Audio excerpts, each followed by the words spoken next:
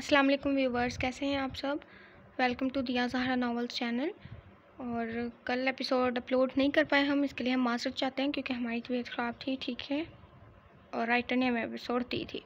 Episode number 15 को read out करेंगे। I hope कि आपको नावल अच्छा लग रहा हो, और अगर कुछ समझ नहीं आ रही प्लीज़ नीचे कमेंट करें, राइटर आपको एक्सप्लेन कर देगी। ठीक है, वैसे तो 4 कपल हैं और स्टोरी चल रही है अभी। मतलब सिंपल सीधी सी स्टोरी है, इसमें ऐसा कोई बात नहीं है जो समझ ना आए। ठीक, चलें नावल रीड करते हैं। पुरस्रार सा अंधेरा, जहाँ कई दरख्तों के पत्तों का शोर माहौल में हैबतनाक सी आवाज़ पैदा करता माहौल को मज़ीद पुरस्रार बना रहा था। वहीं एक कमरे में भारी खौफ से तर सांसें लेता वजूद यूँ था कि हर आहट पर सहम जाता। वो क्लास के आखिरी बेंच के पीछे घुटनों के गिर्द बाजू सख्ती से लपेटे बैठी थी। इसकी काली आंखें अंधेरे में इसी अंधेरे का हिस्सा मालूम हो रही थी। इसे वहाँ कैद हुए 1.5 दिन हो गया था और आज दूसरी रात थी। हैरत की बात थी कि कोई भी अगले दिन यूनिवर्सिटी नहीं आया था। रोने से ज़्यादा खौफ से इसकी आंखें सहमी हुई सुर्ख हो रही थी। लब सख्ती से पीछे वो हर 2 मिनट बाद किसी हैबतनाक आवाज़ पर कानों पर हाथ सख्ती से जमा रही थी। वो भूखी प्यासी वहाँ खौफ से बैठी थी। इसे तो भूख प्यास का होश ही नहीं था। वो तो पिछली रात बाहर से आती खौफ से पूरा आवाज़ों पर ही इसकी जान हलक में अटक गई थी। गर्ज इसके जिस्म के रवा रवा में खौफ भर गया था।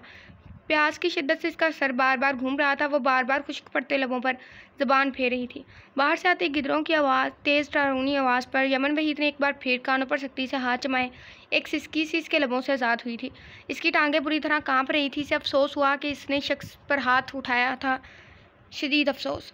वो इस हद तक जाएगा, इसे इतना बुरा बदला लेगा, यमन वहीद ने कभी ख्वाब में भी नहीं सोचा था। बाहर से आती टिक टिक की आवाज़ पर वो दीवार के साथ मज़ीद चिपक गई थी। वो आवाज़ पिछली रात भी यूं ही आई थी, बस चंद पलों के लिए, और फिर बंद हो जाती। यमन वहीद ने बेसाख्ता लबों पर हाथ सख्ती से रखे। आंसू टूट कर गालों पर फिसल के आवाज़ बंद हो गई थी। शदीद प्यास से इसे अपने गले में कांटे से चुभते महसूस हुए थे। इसने हिम्मत करते दीवार का सहारा लेते खड़ा होना चाहा कि वह बामुश्किल लड़खड़ाते हुए खड़ी हुई थी। वो सीधा पुरानी चप्पल उतार फेंकी थी। इसके बाल बिखरे हुए थे। सर्दी के बावजूद इसका जिस्म खौफ की वजह से पसीने से भीगा हुआ था। बाहर सर्दियों की ठंडी यकबस्ता हवाएं चल रही थी, जबकि अंदर खौफ इतना था कि वह पसीने पसीने हुई पड़ी थी। इसने अंधेरे में पानी तलाश करना चाहा था। वो कई बार नीचे गिरी थी कि इसके पाँव बेंच से लगने की वजह से जख्मी हुए थे। वो डरते सहमते खिड़की के पास वाली कतार की तरफ आई थी। पानी की शदीद तलब हो रही थी और सर बुरी तरह घूम रहा था। ऊपर से जख्मी पाँव और घबराहट। इसे लगा वो यहीं कहीं दफन हो जाएगी और किसी को भी इसकी फिक्र नहीं होगी। इसने जैसे ही खिड़की के पास रखे बेंच पर हाथ से टटोला, तभी एक तिलखराश चीख के साथ सीने पर हाथ रखते वो पीछे को हुई थी। दूसरी बेंच से पाँव टकराने से वो डिसबैलेंस होती बुरी तरह नीचे गिरी कि इसका सर बेंच पर जाकर लगा था। गर्म खून इसके सर के पिछले हिस्से से खारिज होता ज़मीन पर फिसल गया। इसने धुंधलाई नज़रों से खिड़की की तरफ देखा, जहां वो पागल इंसान खड़ा था। इसने यकदम अपने चेहरे पर लाइट मारी थी, जिस वजह से इसके यकदम सामने आने पर यमन वहीद बुरी तरह डर कर पीछे हुई थी और अब ज़मीन पर पड़ी करा रही थी। वो दरवाज़ा खोलकर अंदर रूम में दाखिल हुआ। इसके कदमों की आहट खाली कमरे में वाज़ेह सुनाई देती। यमन वहीद के सर पर किसी हथौड़े की माने तिलक रही थी। तो अब क्या तुम मुझे खूनी आदमी के लक़ब से नवाजोगी? इसके वजूद के पास घुटनों के बल बैठते वो लाइट इसके खौफ से सफ़ेद पड़ते चेहरे पर मारते बोला। यमन ने बंद होती आंखों से इसे देखा। जाज़ब कमाल। वो अटकते लहजे में बंद होती आंखों के साथ बस इतना ही बोल पाई थी। इसका सर बुरी तरह भारी हुआ था। जाज़ब कमाल धीरे से हंसा, यूं जैसे सामने कोई ज़रूरी वजूद ना हो, बिल्कुल किसी पागल की तरह। मुझ पर हाथ उठाने की गलती, यकीन मानो, तुम्हें ता क़यामत तक सज़ा में रखेगी। इसने ज़मीन पर फैले इसके खून को उंगली पर लेते 2 उंगलियों को आपस में मसला। इसके अल्फाजों और सर्द लहजे से यमन वहीद को लगा जैसे इसका दम इसी यूनिवर्सिटी में निकल जाएगा। इसकी आंखों के सामने बेसाख्ता अपनी माँ का चेहरा घूम गया था। करबो तकलीफ से इसकी आंख के किनारे एक आंसू आकर रटक गया था। वह रोना चाहती थी, लेकिन आंख थी कि जैसे एक जगह साकित हो गई थी। यकीन मानो, जितना घटिया तुम मुझे समझती हो ना, वो 1% भी नहीं है। इसने मोबाइल की लाइट बंद करते मोबाइल पैंट की पॉकेट में डाला था। यमन वहीद की काली आंखें बंद हुई थी। इसे यकीन हो गया था वो यहीं मर जाएगी। सामने बैठा वो खूनी शख्स क्या अपनी हना को भूल कर इसकी मदद करता, जबकि गलती भी सरासर इसकी खुद की थी? शायद नहीं। इसने आंखों को सख्ती से मींचते अपनी माँ और अहमद को याद किया था। इसकी आंख के किनारे पर अटका आंसू फिसल कर बालों में जज़ब हो गया। दर्द की शदीद लहर इसे अपने सर में उठती महसूस हुई थी। पहली बार इसका दिल किया वो होश में ना रहे, कम अज़ कम इस शख्स के सामने तो हरगिज़ नहीं। जाज़ब कमाल ने बेजारी से इसके वजूद को देखा, फिर झुककर आहिस्ता से इसे बाजू में उठाया था। इसकी आंखें सर्द थी और इसलिए क्लास से बाहर निकला। बाहर चलती ठंडी हवा ने यमन के वजूद को सर्द किया था, जबकि वह यूं ही बेस बना चल रहा था। इसके कदमों की छाप वहाँ गूंज रही थी। वो होश में नहीं थी, और अगर वो होश में होती तो जाज़िब कमाल की इस हरकत पर शायद वो होश में ना रहती। तो क्या वो इसकी मदद कर रहा था? लेकिन इसे इस हाल में पहुंचाने वाला भी तो वो खुद ही था ना। ठंडी हवा का झोंका इससे टकराया तो इसके क्लून की महक हवा में घुल सी गई। चांद की रोशनी में इसने एक सरसरी सी नज़र अपने बाहों में मौजूद वजूद पर डाली थी। इसकी सरसरी नज़र इसकी बंद आंखों पर जमी और फिर सरकते हुए इसकी नाक में मौजूद नोजपिन की चमक पर अटकी। वो इसकी नोजपिन पर नज़रें जमाए चल रहा था। वो लब सख्ती से पींच गया, आंखों में नागवारी से उभर गई।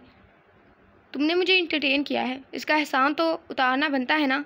यूनिवर्सिटी के गेट से बाहर निकलते इसने वहाँ खड़े गार्ड को एक सख्त नज़र से देखा और आगे बढ़ गया। अपने दिल के मुकाम पर यमन वहीद की महत्तम सांसों की तपिश महसूस करते वो सांस रोक गया था। इसने फिर से झुककर इसके वजूद को देखा। वो धीरे से साइड स्माइल से हंसा, गाड़ी में इसके वजूद को डाले, खुद ड्राइविंग सीट संभाली और गाड़ी स्टार्ट की थी। फ़िलहाल मेरे पास इंजॉयमेंट का दूसरा ज़रिया नहीं है मिस गरीब, इसलिए तुम्हारा जिंदा रहना ज़्यादा अच्छा है। गाड़ी चलाती इसने एक नज़र इसके वजूद पर डाली और तमस्खर से बोलते वापस सड़क पर देखा था। Back wave mirror seat set करते वो वक्फे से पिछली सीट पर मौजूद इसके वजूद पर भी नज़र डाल रहा था। जाज़िब कमाल, इसके लिए यमन वहीद का वजूद सिर्फ इंजॉयमेंट का एक ज़रिया था। फ़क्त इसकी आदतें अजीब थी। वो जीती जागती लड़की को इंजॉयमेंट का ज़रिया बोल रहा था। शायद इसके अंदर एहसासात नहीं थे, या इसके अंदर अना वाफर मिकदार में मौजूद थी। काफ़ी ड्राइव के बाद गाड़ी हॉस्पिटल के सामने रोकते वो गाड़ी से बाहर निकला। जैकेट उतार कर गाड़ी में फेंकी, पिछला डोर खोले इसने यमन वहीद को बाजू में भरते गाड़ी से बाहर निकाला था। वह खुद इसे जख्म देने के बाद मरहम देने हॉस्पिटल लेकर आया था। जाज़िब कमाल, हाँ, वो नापरस्त शख्सियत का मालिक था और इसकी शख्सियत हर किसी की समझ से बाहर थी। वो बड़े क्रोफर से इस नाजुक वजूद को बाजू में भरे हॉस्पिटल के अंदर दाखिल हुआ था। इसकी वाइट टी शर्ट पर यमन वहीद का खून लग चुका था। इसे क्या इस चीज़ की परवाह नहीं थी कि जब इसे होश आया और इसने सबको जाज़िब कमाल के बारे में बता दिया तो वह क्या करेगा। इसने स्ट्रेचर पर यमन वहीद के वजूद को डाला। यमन की मखरूती नाजुक उंगलियां इसकी गर्दन की नसों को छूती नीचे ढलकी। जाज़िब कमाल ने सांस रोके इसे देखा जो स्ट्रेचर पर बेहोश पड़ी थी। वो लब सख्ती से आपस में पविस्त कर गया और डॉक्टर की तरफ देखा जो इसी देख रहा था। डॉक्टर ने अक्सर ऐसे लोग हॉस्पिटल में देखे थे जो अपनों को जब भी इस जगह लाते थे तो इनके चेहरे पर परेशानी होती थी या फिर वो रो रहे होते थे, लेकिन वो वह शख्स था जिसकी आंखों में चमक थी और लबों पर मुस्कुराहट। वो पागल था शायद। इसे ठीक करो, मेरा दिल भी भरा नहीं। पैंट की पॉकेट में हाथ फंसाए इसने हुक्म सादर करने वाले अंदाज में कहा। डॉक्टर इसे अजीब नज़रों से देखता वहाँ से चला गया था। वो बाहर बैठा हुआ था। मोबाइल पर होती रिंग पर इसने मोबाइल निकाल कर यस प्रेस करते फ़ोन कान को लगाया। दूसरी जानब यूनिवर्सिटी का कार्ड था। सर वो लोग फिर आए थे जो कल आए थे इस लड़की को ढूंढने। इस बार इनके साथ पुलिस भी थी तो मुझे बताना पड़ा कि वो ज़ख्मी है। शायद वो करीबी हॉस्पिटल ही आए। गार्ड ने थूक निकलते डरते लहजे में कहा। इसकी बात सुन जाज़िब कमाल के माथे पर बल्लम उतार हुए। इसने सख्ती से लब पीछे वो फ़ोन कट करते बेंच पर सुकून से बैठ गया। इसे इसी रात से समरीन ढूंढ रही थी जिस दिन जाज़िब कमाल ने इसे यूनिवर्सिटी में कैद किया था, लेकिन जाज़िब के कहने पर ही यूनिवर्सिटी की सिक्योरिटी से अंदर नहीं जाने दे रही थी। इसने बाजू सर के पीछे टकाते दीवार के साथ टेक लगाई थी। इसके लबों पर इस्तेज़ाई मुस्कुराहट उभरी। जब तक मैं नहीं चाहता मेरे शिकार तक कोई नहीं पहुंच पाता। इसने आंखें झट से खोलते तंद लहजे में लफ्ज़ों पर दबाव देते कहा। वो यमन वहीद को सबसे दूर वाले हॉस्पिटल में लेकर आया था, ना कि सबसे करीब वाले हॉस्पिटल में। अगर वो लोग इसे ढूंढने भी लगते तो कम से कम 3 से 4 घंटे तो लाजमी लग जाने थे। इसे फिक्र नहीं थी यमन वहीद का खून बुरी तरह ज़ाया हो रहा है या खून बह भी रहा है या बंद हो गया था। वो खुदगर्ज था और इसे सिर्फ खुद से सरोकार था। इसने क्लाई पर बंधी घड़ी पर टाइम देखा। 2 घंटे से ऊपर हो चुका था। वो पहली बार था जब जाज़िब कमाल ने किसी का इंतज़ार किया था।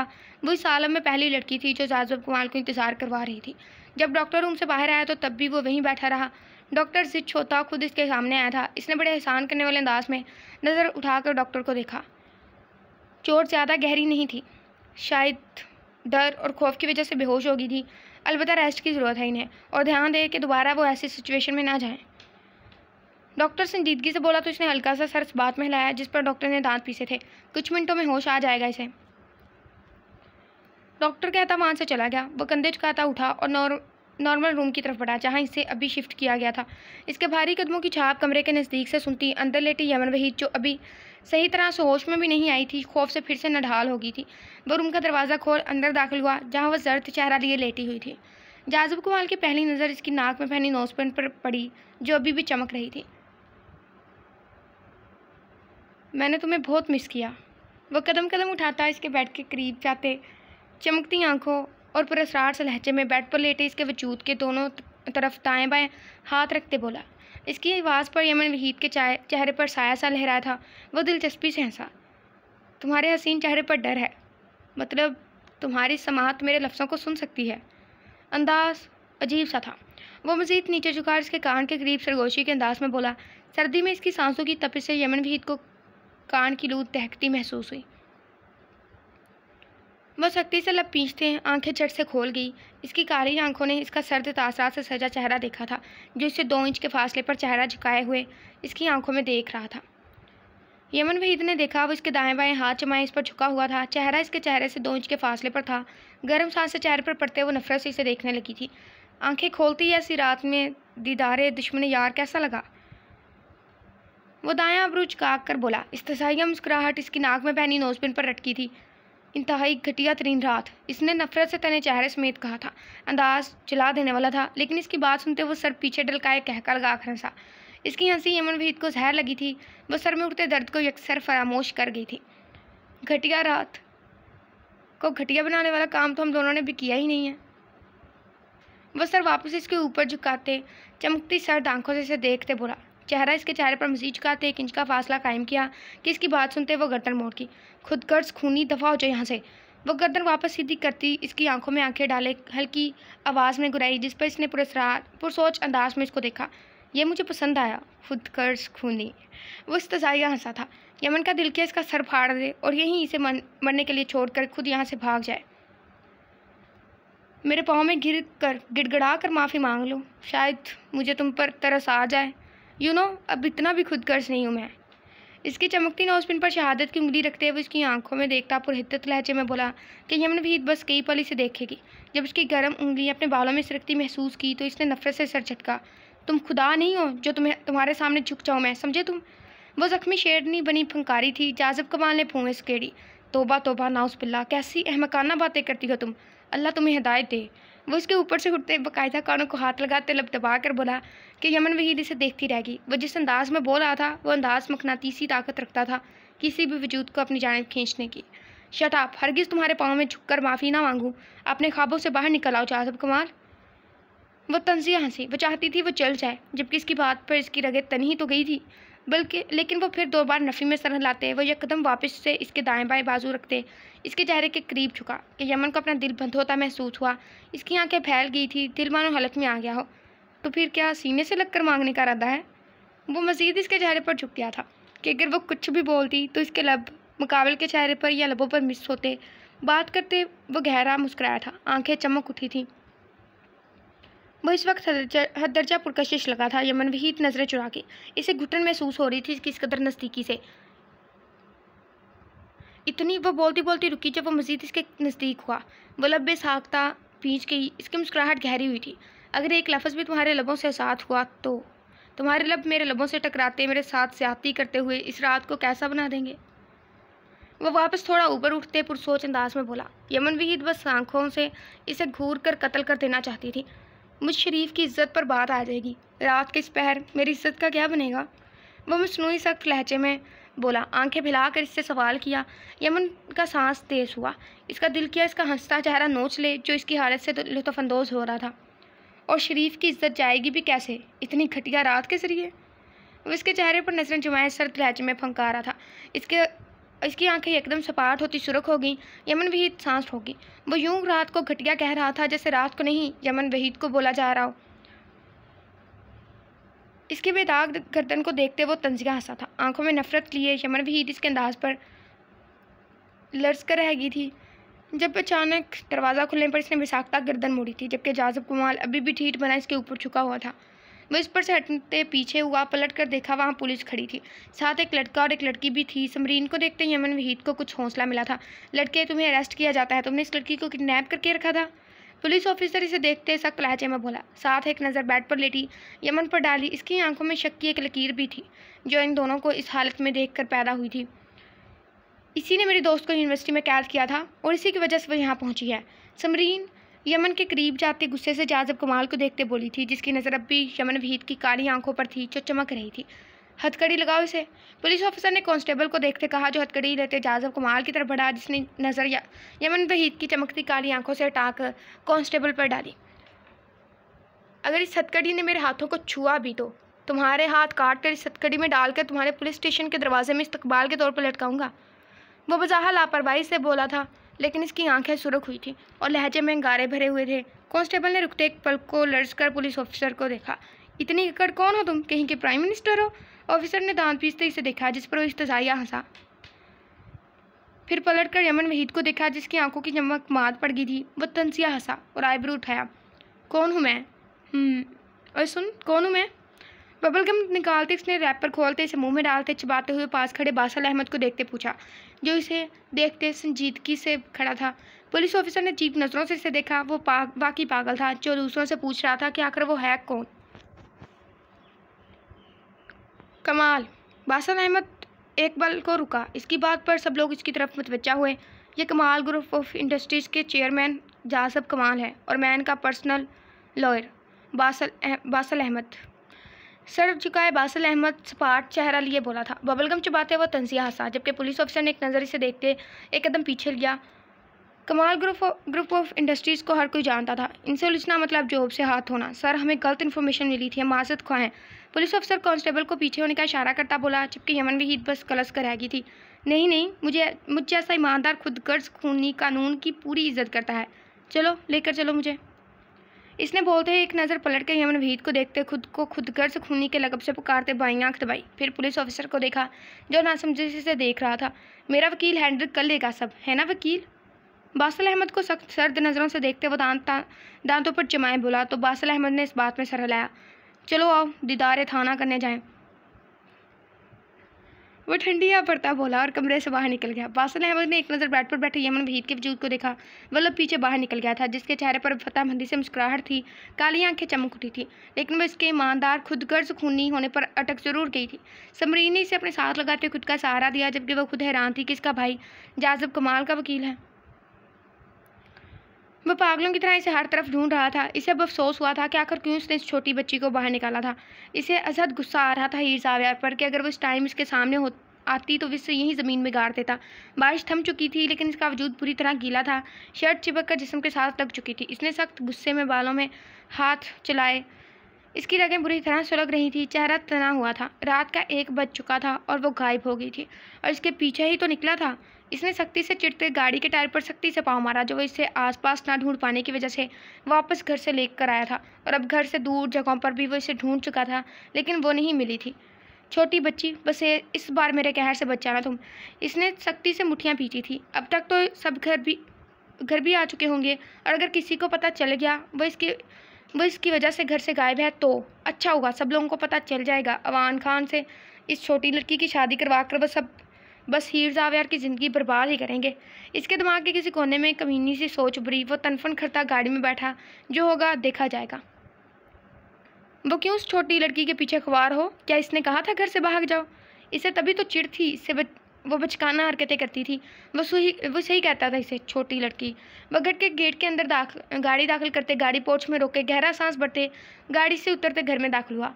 इसने सोच लिया था वह खुद को लाइलम जाहिर करेगा, या फिर इसकी बेवकूफ़ी की दलील देते इसने कहा से जान छुड़वाएगा। बालों में सख्ती से हाथ फेरते वो घर के अंदर दाखिल हुआ। जब हाल में दाखिल होते वो एकदम ठिठक कर रुक गया था। इसने देखा वो सोफे पर बाकी लोग घर वालों के साथ बैठी चाय पी रही थी। वो साकित सा खड़ा इसे देख रहा था। इसने शदीद गुस्से से ज़ब्त करते मुठ्ठियाँ पीटी। वो कितने घंटे ख्वार हुआ था इसकी वजह से, और वो आराम से चाय पी रही थी। कहाँ से आ रहे हो ख्वार होकर? शहराज साहब ने इसे देखते तनबीहा अंदाज में पूछा। वो सुन कब रहा था? वो तो बस हीर ज़ाविया को देख रहा था जब इसे देखने लगी थी।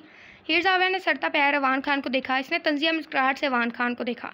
जितना वो इसे सुना चुका था, हीर ज़ाविया के जो दिल में आया था इसने वही किया था। फिर हीर ज़ाविया ने हाल में लगी वॉल क्लॉक पर नज़र डाली, फिर एक चताती नज़र अवान खान के चेहरे पर डाली, जो ज़बत के चक्करों में सुर्ख हुआ पड़ा था।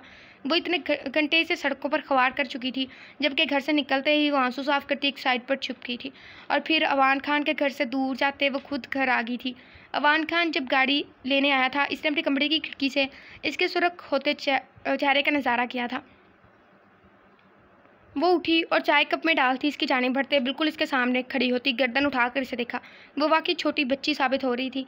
अवान खान का जवाब दे गया था, बच्ची हूँ ना, भूल गई थी आपको बताना मेरी घर वापसी का।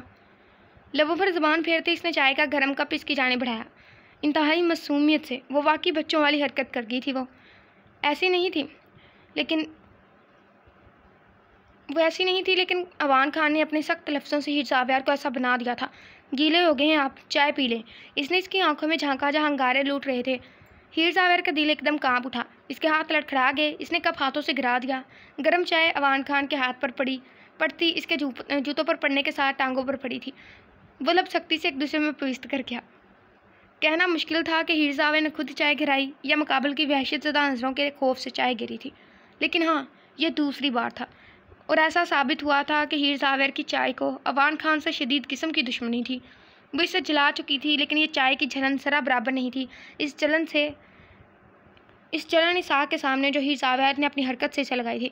तुम्हारी सरकत पर तुम बहुत पछताने वाली हो, वो इसका बाजू दबोचे बोला। इसकी आवाज़ तेज़ होगी। वहाँ बैठे तमाम नफूस इसकी तरफ मतवज्जा हुए। क्या हरकत की तुमने ये? हाँ, क्या समझ रखा है तुमने मुझे? तुम्हारी ये हरकतें तुम्हें ही मुसीबत में डालेंगी। तुम्हारी हिम्मत कैसे हुई मेरे साथ ऐसा घटिया तरीन मजाक करने की? उंगलियां इसके बाजू में सख्ती से प्रविष्ट करते वो बस इसे नसरों से ही आग लगा देने का इरादा रखता था। अंकल छोड़े, दर्द हो रहा है। वो दर्द से सिसक उठी थी कि इसने सख्त गिरफ्त इस पर की थी जब शहराज साहब ने उठते से हीर ज़ावेर से दूर किया और इसे सख्त नज़रों से घूरा। ये क्या हरकत थी अवान? वो शदीद गुस्से से चिल्लाया। अवान ने तंदो तेज़ नज़र हीर ज़ावेर के वजूद पर डाली। हरकत? अपनी लाडली से पूछें इसने क्या किया है, कितना ख्वार किया है इसने मुझे। इसका बस नहीं चल रहा था हीर को दफना देता। इसकी जानिब इशारा करते वो चीखा तो वो डर से पीछे हुई। ज़ावेर साहब ने हीर को घूरा। अंकल मैंने क्या किया? अपने बाप को खुद को घूरता पाकर हीर ज़ावेर जल्दी से बोली थी। हाँ, अलबत्ता अवान खान के सख्त बिगड़े तेवरों को देखकर वो वाकई डर गई थी, जो बस किसी भी तरह इसे दबोच कर मार देना चाहता था। शट अप यू, क्या अंकल अंकल लगा रखी है? वो इसकी जानिब बढ़ते सख्त लहजे में दाड़ा। जब शहराज साहब ने इसे बामुश्किल रोका था, हीर के जिस्म में खौफ की लहर दौड़ गई। इसने अपने बाबा को देखा जो शिकायती नज़रों से इसे देख रहे थे। फिर शमाइला बेगम को देखा। इनकी नज़रों में भी इस बार शिकवा सा था। जब उन्होंने अवान के बारे में पूछा था हीर से, तो इसने लाइलमी का इजहार किया था, लेकिन अवान खान की हालत को देख लग नहीं रहा था कि हीर ज़ावेर इसकी हालत से बेखबर है। वह सर झुका गई थी, दिल में शर्मिंदगी से उभरी थी। इसने नज़र उठाकर अवान खान के गुस्से से तने चेहरे को देखा जो खूंखार नज़रों से इसे घूर रहा था। हीर का दिल कांप उठा था, हलक खुश्क हुआ। सॉरी फिर बुड्ढे जी। इसका कुछ नहीं हो सकता, वह सर झुकाए बोली। इसकी बात पर शमाइला बेगम ठंडी आवर कर रहेगी, जबकि अवान खान ने सुलगती नज़र इस पर डाली। डैड भूल जाए निकाह को, इस छोटी लड़की से नहीं करूँगा निकाह। मैं सुना आपने? वो अपने बाप को देखते वहाँ से गुस्से में वॉकआउट कर गया था। अगर 2 मिनट में वहाँ रुकता तो शायद वो हीर ज़ावेर के साथ बहुत गलत कर जाता। हीर बात सुनो मेरी कमरे में आकर। ज़ावेर साहब ने संजीदगी से बोलते इसे देखते कमरे का रुख किया, जबकि वह अफसरदा सी नज़र बाप की पुष्ट पर डालती इनके पीछे चलती थी। जारी है। ओके, किस्त ये लॉन्ग है, पूरे 5000 वर्ड की उन्होंने लिखा हुआ है। हालांकि आप लोगों ने कहा था कि आप किस्त छोड़ देती हैं, राइटर को कहा था, हमने भी कमेंट पढ़े, लेकिन किस्त 3500 वर्ड की आती हैं जैसे कि सारी राइटर देती हैं। मसला इधर बनता है कि हम ज़्यादा स्पीड से रीड करते हैं और बाकी जो राइटर हैं वो अब स्लो स्पीड से रीड करती हैं। अगर हम स्लो स्पीड से रीड करेंगे तब भी आपको ही मसला होगा कि आप कहेंगे कि स्लो स्पीड है, ठीक है। इस वजह से हम तकरीबन दरमियानी रखते हैं स्पीड। अदरवाइज़ 5000 वर्ड अगर आप रिटर्न में पढ़े तो काफ़ी ज़्यादा होती है। हत्ता कि किस्त डिसाइड हुई थी कि वो एपिसोड 3500 वर्ड की देंगी। सो प्लीज़ ये कहीं से भी शॉर्ट नहीं होती, क्योंकि वो एक लड़की हैं, ज़ाहिर सी बात है घर में भी 100 काम होते हैं और वो घर ही रहती हैं, बाहर नहीं रहती हैं। सो प्लीज़ आप लोग भी ज़रा ध्यान दिया करें, वरना आप किसी भी राइटर को ले लें वो इतनी ही वर्ड की लिखती हैं एपिसोड, या हद 4000 वर्ड की लिखती हैं, या फिर ये 3500 वर्ड की लिखती हैं। अगर आप परीक्षा को लें तो वो भी 3500 वर्ड की ही लिखती हैं।